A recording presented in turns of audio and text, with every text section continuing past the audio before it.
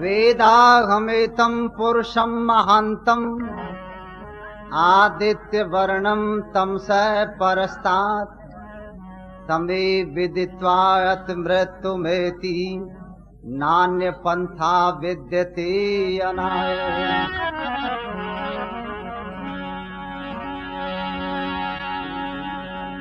आगे बढ़ता जा रहा आज सकल संसार, जागो निद्रा छोड़ के ए भारत के नर नार। उपदेश सुने व्याख्यान सुने, उपदेश सुने व्याख्यान सुने, दुर्गुण द्वर व्यसन भुला न सके। पतितों के उदाहरण पाठ पढ़े, बिछड़ों को गले से लगा न सके। गीता रामायण बहुत पढ़ी, पर फूट से पिंड छुड़ा न सके। बस में जिनके आनंद बसे, अब तक न उसे पहचान सके। धन्य प्रकाश वही जग में, जो कि धर्म पे दीप समान जला है। विघ्न बवंडर आने पे भी ध्रुव लो, सदमार्ग से न टला है। हाल बुरा अत होता उसी का, भलों का जो काटता पेट गला है। धैर्य न छोड़िए बंदो कभी सच जानिए, अंतो भले का भला है।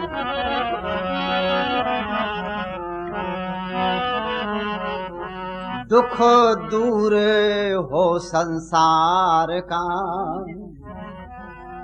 दुख दूर हो संसार का, मेरे परमात्मा।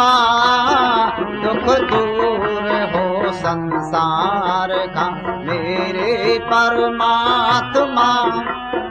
दुख दूर कर संसार का।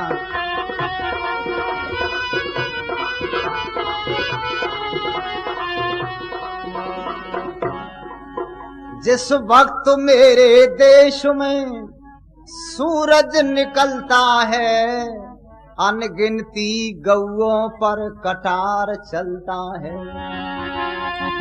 जिस वक्त मेरे देश में सूरज निकलता है, अनगिनती गौओं पर कटार चलता है। जालिम की तीक्ष्ण धार का कब होगा खात्मा। दुख दूर कर संसार का, मेरे परमात्मा। दुख दूर हो संसार का, मेरे परमात्मा। दुख दूर हो संसार का। गुरुकुल खुले परमात्मा, जर्मन जापान में संध्या हवन हो, रोजाना तिब्बत ईरान में। गुरुकुल खुले परमात्मा, जर्मन जापान में संध्या हवन हो, रोजाना तिब्बत ईरान में। हो काबुल और कंधार का, हो काबुल और कंधार का राजा धर्मात्मा। दुख दूर हो संसार का, मेरे परमात्मा। दुख दूर हो संसार का, मेरे परमात्मा। मेरे परमात्मा। दुख दूर हो संसार का, मेरे परमात्मा। दुख दूर हो। अब तो हमारे बचने की, अब तो हमारे बचने की बस एक सूरत है। उस यदा यदा धर्मस्य की भगवन जरूरत है। अब तो हमारे बचने की बस एक सूरत है। उस यदा यदा धर्मस्य की भगवन जरूरत है। जल्दी दे भेज देश में कोई कृष्ण सी आत्मा, दुख दूर कर संसार का मेरे परमात्मा, दुख दूर हो संसार का मेरे परमात्मा।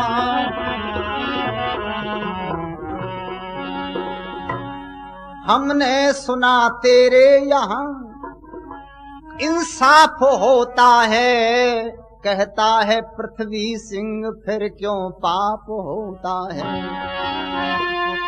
हमने सुना तेरे यहाँ इंसाफ होता है, कहता है पृथ्वी सिंह फिर क्यों पाप होता है।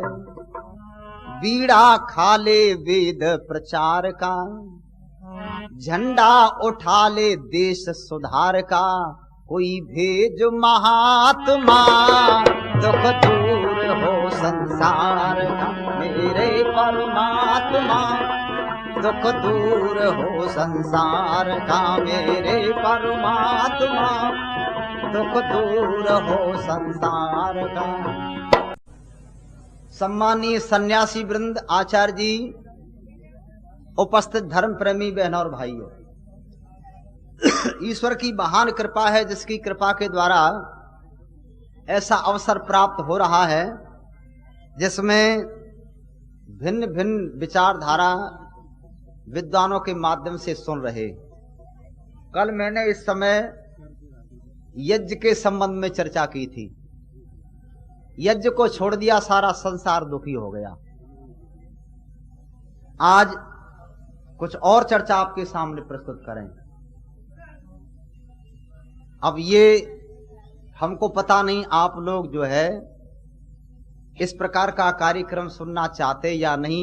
हम तो यहां से रख देते हैं, यज्ञ हो रहा तो यज्ञ की प्रशंसा और वैदिक सिद्धांत के ऊपर प्रकाश डाला जाए, तो आप इस कार्यक्रम को बड़ी श्रद्धा से सुन रहे। कुछ भाइयों को हो सकता है ये अच्छा लगता हो, किसी किसी को अच्छा न लगे, ऐसा भी हो सकता है। सबको प्रसन्न कर देना बहुत कठिन है।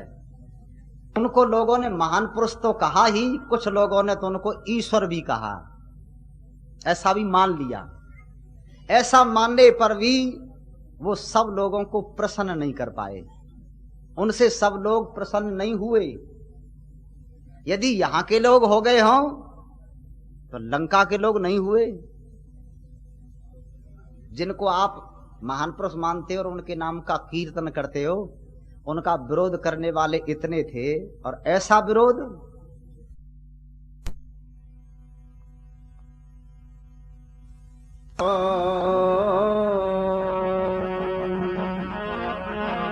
है। अच्छा, रोहतक में से किसी घरवाली को कोई चुरा करके ले जाए, वो आदमी समाज में फिर बैठ सकता है ऊंचा सिर करके?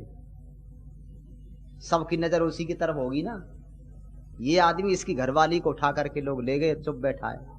इतना विरोध किया जिसका कोई ठिकाना नहीं था। जिनको लोग भगवान मानते, कीर्तन करते, मर्यादा पुरुषोत्तम मानते, उनसे भी सब दुनिया के लोग प्रसन्न नहीं हुए। उनके बाद में एक महान पुरुष और आया जिसका नाम योगीराज कृष्ण। 5000 वर्ष पहले लगभग। देखो दोनों चित्र यहाँ लगे, शास्त्री संकेत कर रहे हैं सुखदेव जी, दोनों चित्र यहाँ आर्य समाज हम उनको मानते हैं। बहनों और भाइयों, 5000 वर्ष पहले योगीराज कृष्ण का धरती पर आना हुआ। योगीराज कृष्ण ने क्या किया? एक परिवार की लड़ाई को रोकने का यत्न किया। इस परिवार की लड़ाई से सारे देश का नुकसान होगा, बहुत लोग मारे जाएंगे, इसको रोको। प्रयास किया योगीराज कृष्ण संधि कराने के लिए दुर्योधन के यहां गए, संधि कराने, और ये भी कहा कि झगड़ा समाप्त करो, 5 गांव दे दो। तब क्या कहा श्री कृष्ण से दुर्योधन? क्या कहते? ग्वाला, भीख मांगने में शर्म नहीं आती? राज्य कभी मांगने से नहीं मिलते, लड़ने से मिलते। मैं सुई की नोक के बराबर जमीन बिना लड़ाई के नहीं दूंगा, 5 गांव तो बहुत हैं। और ये भी कहा इसको पकड़ो और बांध दो।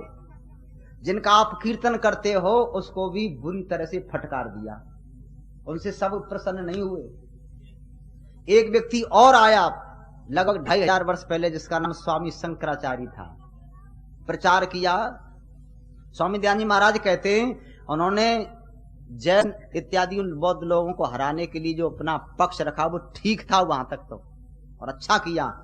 स्वामी शंकराचार्य ब्रह्मचारी और सन्यासी, 32 वर्ष की उम्र थी, ज्यादा नहीं थी। 32 वर्ष की उम्र में लोगों ने जहर दे के मार दिया स्वामी शंकराचार्य। ज्यादा उम्र नहीं, थोड़ी उम्र में विदा कर दिया। शंकराचार्य से सब लोग प्रसन्न नहीं हुए। महर्षि दयानंद जी महाराज गुजरात में पैदा हुए, मथुरा में पढ़े, प्रचार के लिए निकल पड़े। किसी की जमीन को कब्जाया नहीं, गाली किसी को दी नहीं, वेद का प्रचार करते थे और सही रास्ता बताते और कहते थे मैं अपनी बात नहीं रख रहा हूं, ब्रह्मा से लेकर के महर्षि जैमिनी तक जो ऋषियों का मत रहा है, सिद्धांत रहा है, वही मैं आपके सामने रख रहा हूं। नया मत पंथ मजहब चलाने का मेरा कोई प्रयोजन नहीं है। ये बात महर्षि दयानंद जी महाराज ने आकर के कही तो लोग उससे भी प्रसन्न हुए और जहर दे करके मार दिया।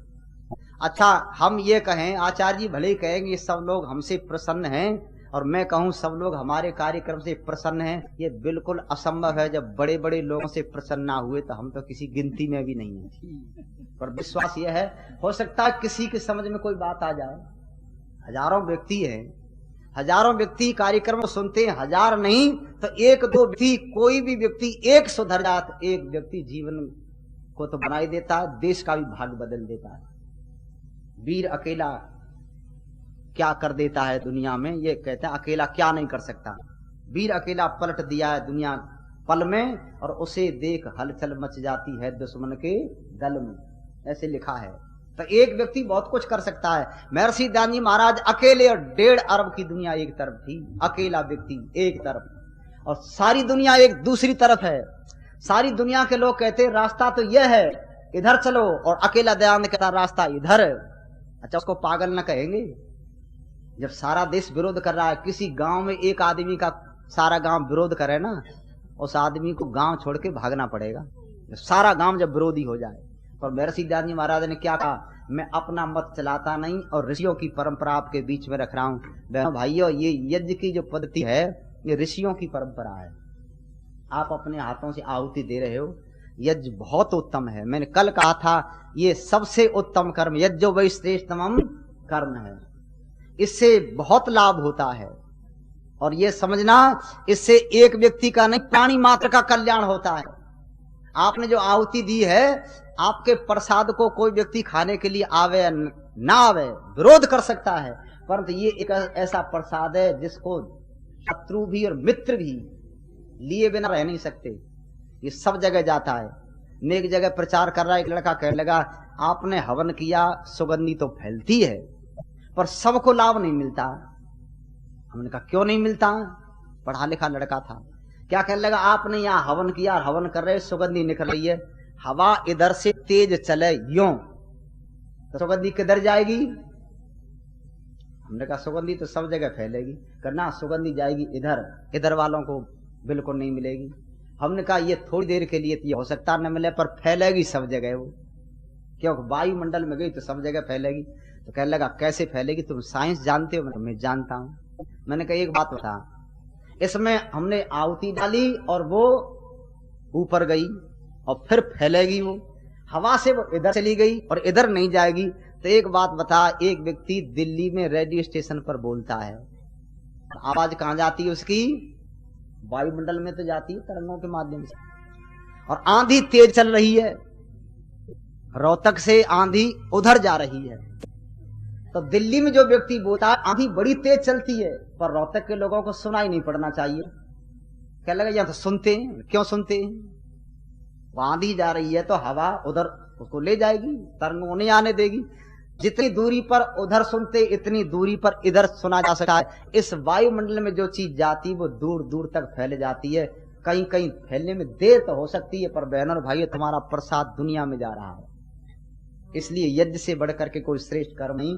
लो यज्ञ के संबंध में गीत सुना दूं, और मैं अपनी बात नहीं कह रहा, अपनी तो मैंने कहता, मैं तो विद्वानों से सीख लेता हूं। ये बैठे ना सुखदेव जी शास्त्री, बड़े बड़े पुराने विद्वान हैं, स्वामी जी महाराज हैं, और भी हैं, अनुभव है इन लोगों के पास। हम सुन लेते हैं और पढ़ लेते, वो कहते हैं। तो मैं दयानंद की बात भी नहीं कह रहा हूं, गीता की बात आपके सामने रखो। गीता को तो लोग मानते हैं, कुछ आदमी कहते हैं हम वेद को ना माने, हम दयानंद को ना माने, चलो गीता को तो मानते हो। तो गीता में एक श्लोक लिखा है, उस श्लोक का भाव गीत के माध्यम से रख रहा हूं, गीत के माध्यम से। सरल है बहुत और आपकी समझ में आएगा यज्ञ क्या है, यज्ञ से क्या होता है। तो सुनो,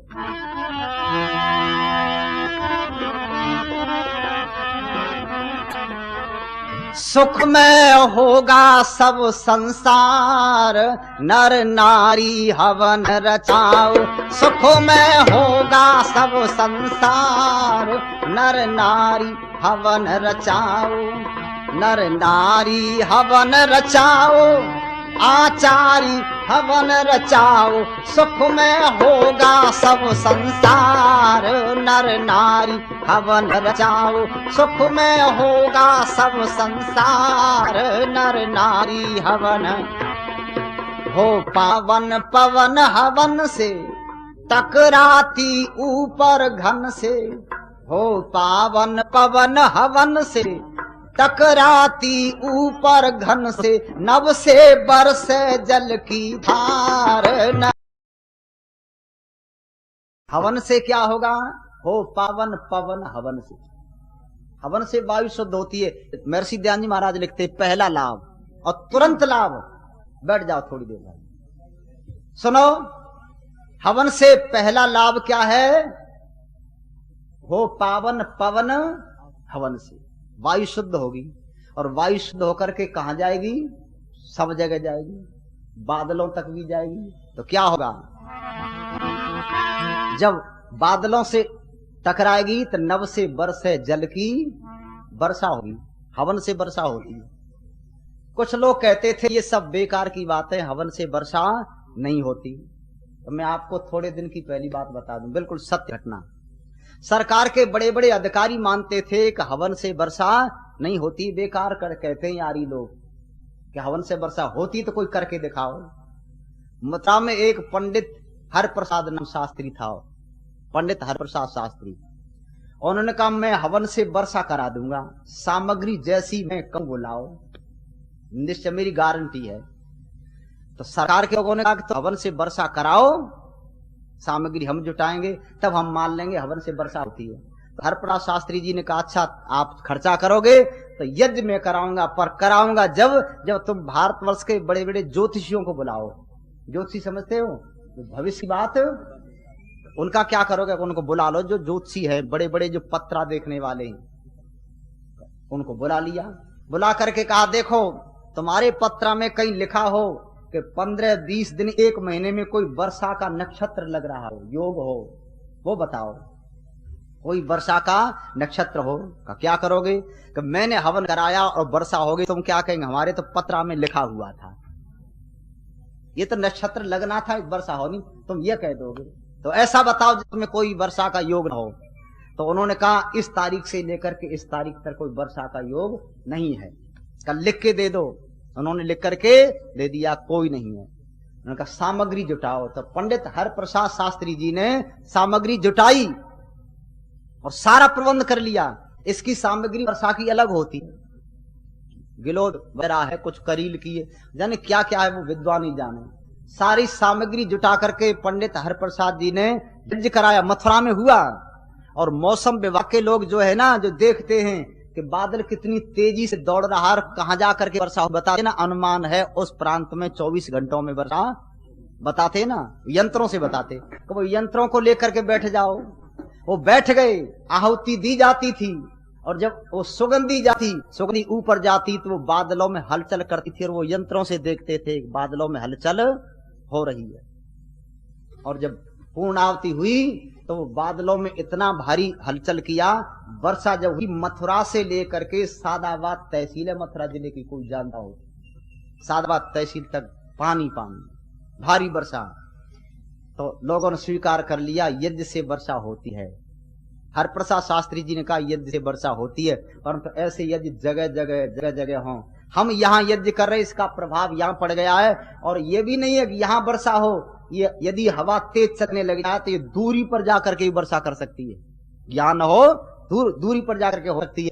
यद्यपि ऐसे यज्ञ जगह जगह हों, हम यहाँ यज्ञ करते हैं और एक कल कारखाने से गंदी दूषित वायु निकल रही है, वो उसको बिगाड़ रही है, तो सारे देश का वायुमंडल दूषित है। यज्ञ से वर्षा होती है। बहनों भाइयों, ये विज्ञान है, ये कोई काल्पनिक कहानी नहीं है, ये तो लोगों ने परीक्षण किया है। तो कहते हो पावन पवन हवन से टकराती ऊपर घर से नव से बरसे जल की धार।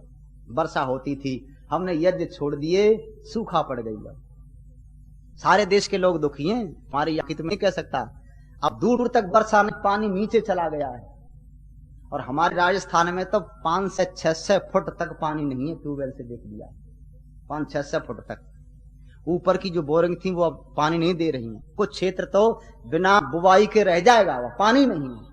ये स्थिति आ गई। कारण क्या है? वर्षा नहीं होती, वायुमंडल दूषित कर दिया है। जब यज्ञ होते थे तो वर्षा होती, और वर्षा से फिर क्या होता था, सुनो आगे की लाइन। जल से होती हरियाली, फल फूल लगे हर डाली। जल से होती हरियाली, फल फूल लगे हर डाली।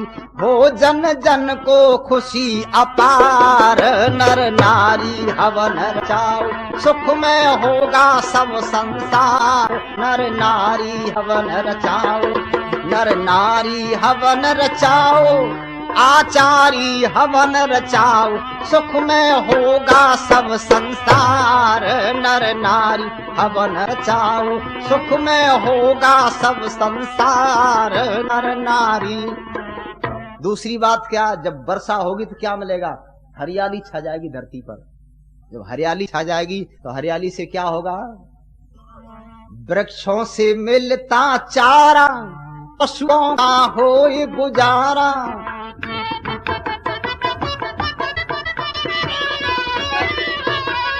वृक्षों से मिलता चारा, पशुओं का होए गुजारा। होगी पैघृत की भरमार। नर नारी हवन रचाओ, सुख में होगा सब संसार। नर नारी हवन रचाओ, सुख में होगा सब संसार। नर नारी। वर्षा होगी तो हरियाली छा जाएगी धरती पर। हरियाली होगी तो फल फूल औषधि अन्न। वर्षा होगी तो हरियाली छा जाएगी धरती पर। हरियाली होगी तो फल फूल औषधि अन्न सब कुछ आपको मिलेंगे। और क्या होगा? और हरियाली से वृक्ष फलेंगे फूलेंगे, पशुओं को चारा मिलेगा। तो हमको तो मिलेगा, साथ में पशुओं को भी। तो पशु जीवित रहेंगे तो क्या है? पशु मनुष्य का साथी है। सृष्टि के आदि से भगवान ने पशु बनाए पहले और मनुष्य बना, मनुष्य पीछे बना, पशु पहले बन गए। तो ये पशु मनुष्य के साथी हैं। पशुओं से हमारा काम चलेगा, हमको दूध मिलेगा, घृत मिलेगा, बैल मिलेंगे, खेती होगी, तो तेल की जरूरत नहीं पड़ेगी। पता क्या हुआ? देश में पशु खत्म, पशु मारे जा रहे हैं। बैल बिल्कुल खत्म। गाय तो रो रही हैं, आपके इस नगर में नहीं, सब जगह गाय। इधर से लोगों ने डंडे मारे, उधर भगा दी, उधर से इधर भगा दी। अब कोई गौ पालन करने वाला नहीं रहा। नारे तो खूब लगाए जाते हैं, अब गाय का पालन करने वाला कोई नहीं रहा। गाय इसमें बहुत दुखी है। और गाय के जो बछड़े काम आते थे, पहले बछड़े वाली गाय लोग खरीद के लाते थे। अब गाय के बछड़े धक्के खा रहे हैं, उनको तुम घर से निकाल देते हो, कसाई लोग पकड़ करके ले जाते हैं, काट देते हैं। बैल खत्म। 1,90,000 बता रहे हैं शास्त्री महीने में। और चौधरी तेसी ने उस समय लिखा था, जिस देश में 70,000 गौ रोजाना काटी जाती थी, बम्बई के बूचड़खाने 70,000 रोज। एक आगरा के पास टूंडला है, वहां एक कटघर है, 1800 पशु सवेरे प्रतिदिन काट दी जाती, 1800 पशु। हम प्रचार करने गए तो आसपास के गांव में बदबू आती थी। हमने कहा यहाँ तो बहुत बदबू आती है। तो कहते हैं यहाँ वो कटघर है, पशु कटते हैं, बदबू आती, उनके मल भी निकलता है। अब डॉक्टरों ने क्या कह दिया है? डॉक्टरों ने कहा जो पशु काटने के लिए गाय इत्यादि लाते हो, कटने से 7 दिन पहले उनका खाना बंद कर दो। 7 दिन पहले भोजन बंद कर दो, गाय मरेगी नहीं। पानी पीते ले आओ। और तुमने खाना खिलाया तो चारा जो पेट में है, या बूझ खाने में वो बहुत गंदगी होती है, उठाना पड़ता है। तो इनको धक्के मारते हुए उठाते गिराते ले आओ, 7 दिन पहले से भोजन बंद कर दो, मरेंगे नहीं, पानी भी पिलाते रहो। वहां जब ले जाते हैं तो आप देखेंगे, देखा नहीं जा सकता। हम रामकृष्ण के गीत तो बहुत गाते, परंतु क्या करें, हिंदू के कान पर चू नहीं रहे। जो गाय गिर जाती है उनको आदमी नहीं उठा सकते, मशीन उठाती है। मशीन उठा करके ट्रकों में एक गाय डाल दी, फिर उसके ऊपर दूसरी डाल दी, तीसरी डाल दी, जीवित गऊओं से वो ट्रक भर ले जाता है, वहां आकर मशीन से काट दी जाती हैं। मैं मैजिक लालटेन से जब कार्यक्रम दिखाया करता, सिनेमा जो होता था, तो उस पर वो दिखाता था, ये जो गऊ को मार करके चमड़ा उतारा जाता है ना, जिसको कुरम कहते, जो बहुत कीमती होता है।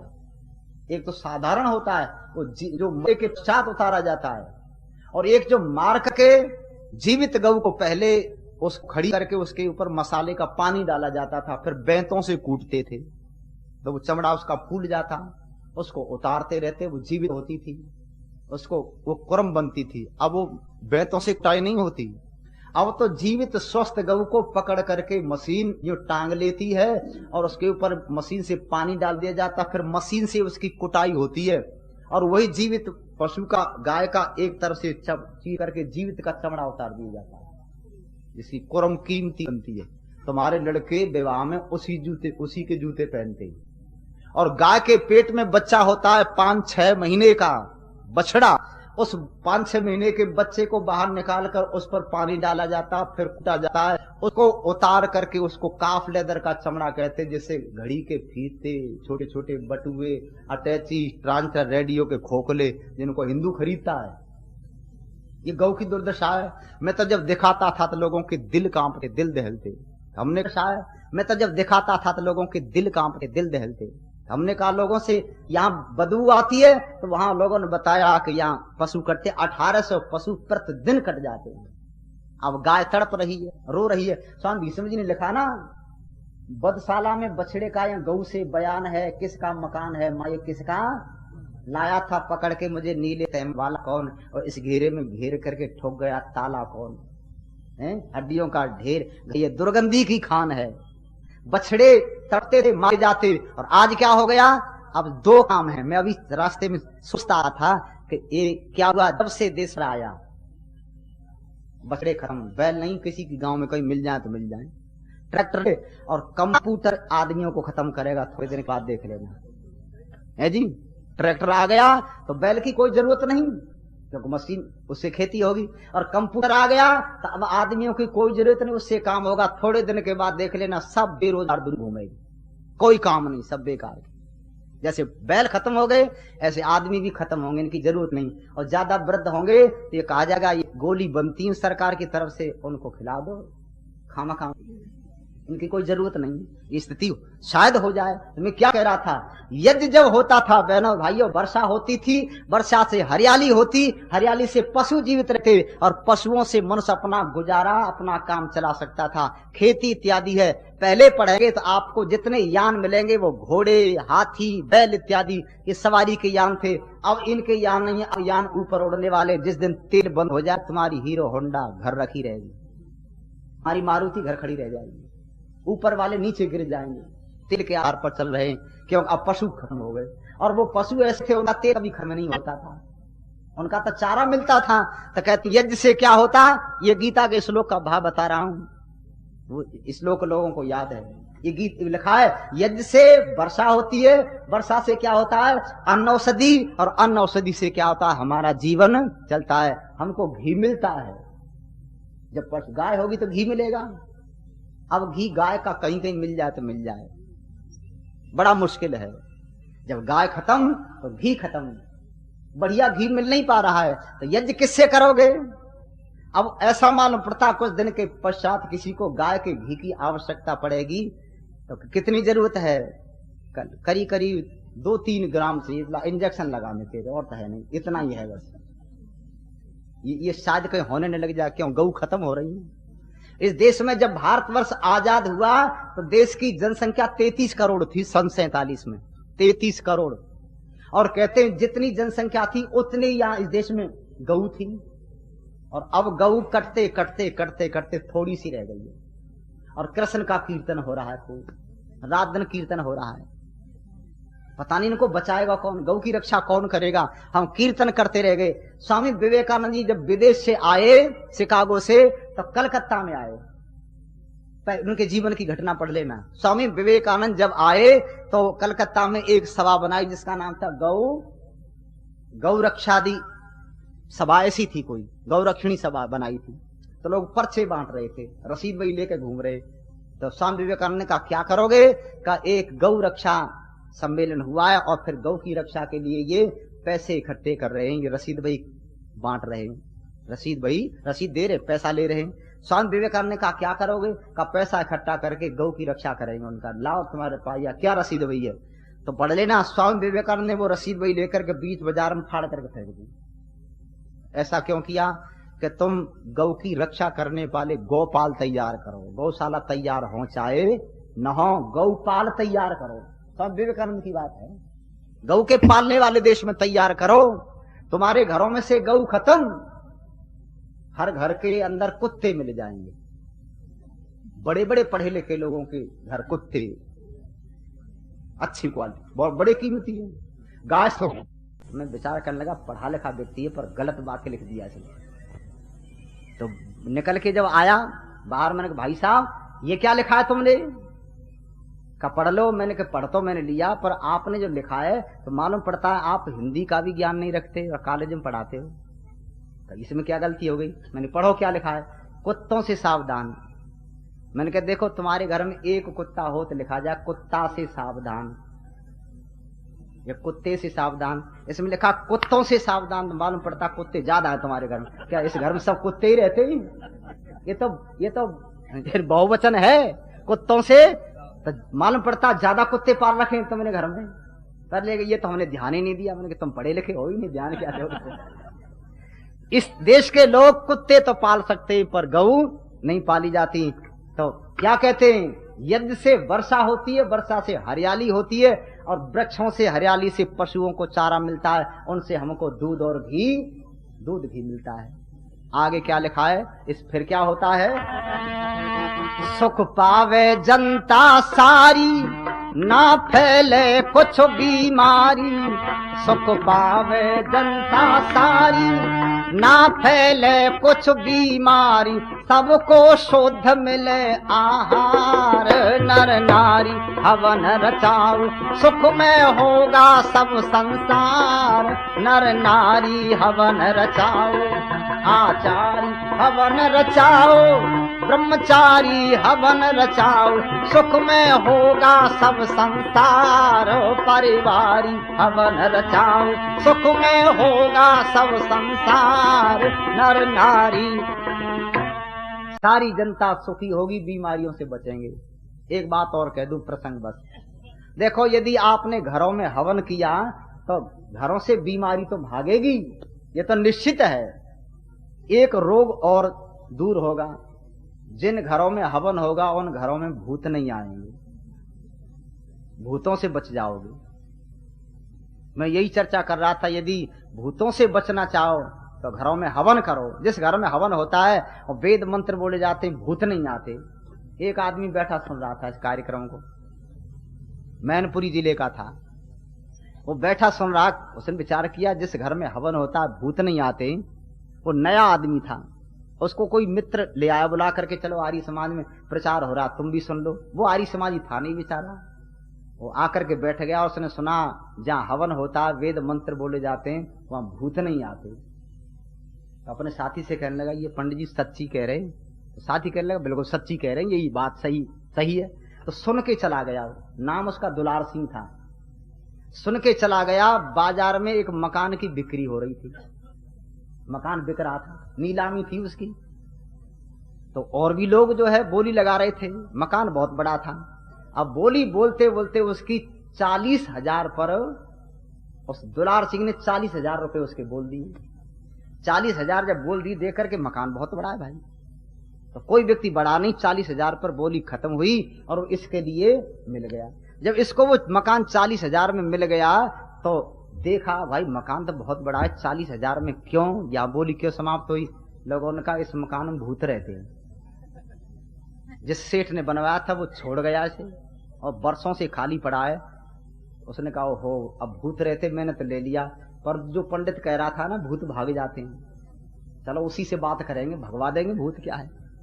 तो सुबह मेरे पास आया, कहने लगा आपने कल कहा था हवन करने से मंत्र बोलने से भूत भाग जाते, कि सही बात है। मैंने कहा बिल्कुल भाग जाते, ये तो बिल्कुल सही बात है।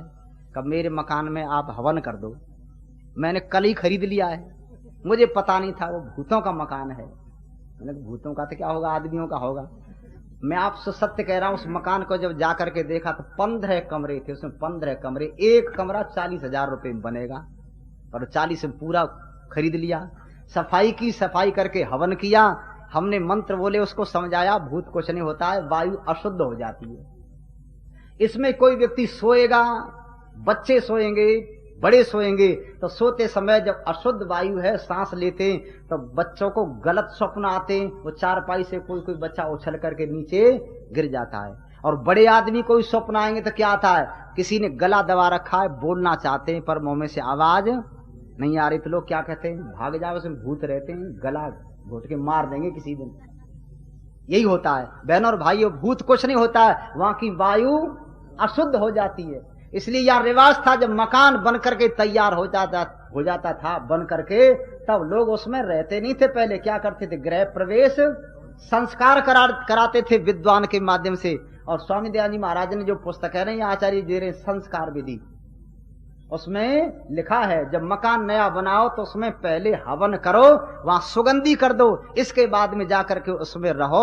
इस हवन से सुगंधी होती है, भूत भाग जाते हैं। भूत क्या, सब भय भाग जाता है, और वहां की दूषित वायु निकल जाती है। दूषित वायु को भगाने का, दूर करने का कोई तरीका है दुनिया में, तो केवल ये अग्निहोत्र है, और किसी में वो शक्ति नहीं है। बहनों और भाइयों, यज्ञ अति उत्तम है, इसको अवश्य करो। आखिरी लाइन सुनो, स्वामी जी आ गए।